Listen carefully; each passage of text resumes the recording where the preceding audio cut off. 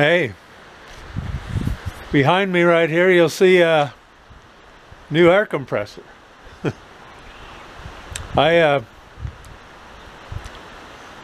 never bought a lot of new stuff, and so I'm really happy to get this delivered today, and I'll get it off the pallet and we'll turn it on and see what it does.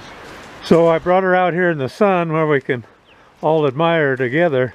Well, speaking of air compressors, this is a 1960s or so model of a portable air compressor that it runs quite well, but it's a little unhandy for everyday use.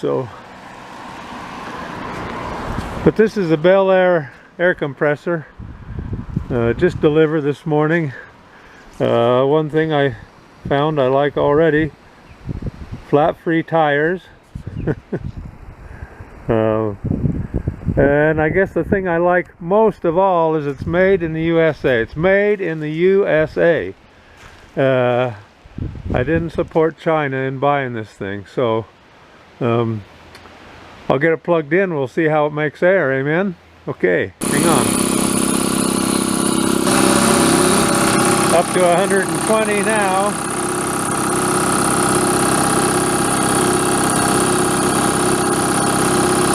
Supposed to have 135 pounds per square inch maximum, so it's headed up to that.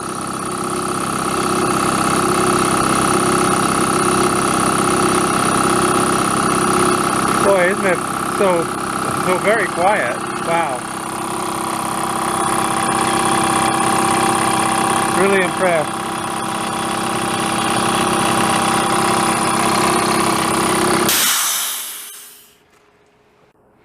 Well, that's about 100,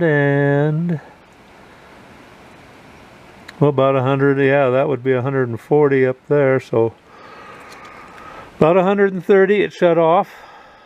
Wonderful. Wonderful, wonderful. Praise God. New stuff.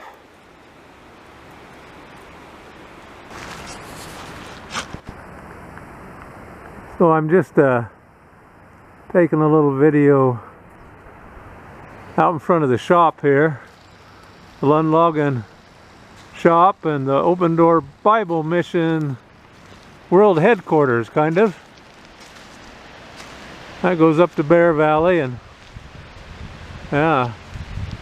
So here it is. I have a wonderful friend that hasn't ever seen this place. And this is where I work on stuff. The big log loader over there, link belt, 98 with a arrow riser boom on it. Picking up logs and putting them down. And that's actually a neighbor's tractor. I'm doing some work on it for them. And the old 81 truck, the 1977 K100 900A model. Good old girl. Anyway, and that's the little shop, and that's all about who I serve. Amen. Big air compressor sitting here, and my big welder, Lincoln welder. That welder, you know, they tell me I'm pretty well preserved, but I'm kind of actually old. Ha! Anyway, this welder is 10 years older than I am. That would make it 65 years old. And you have to put a crank in it to start it, like an old car.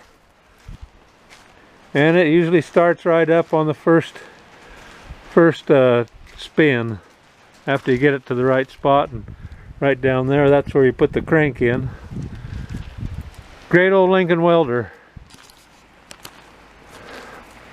And so, yeah, this is where I hang out to work on stuff.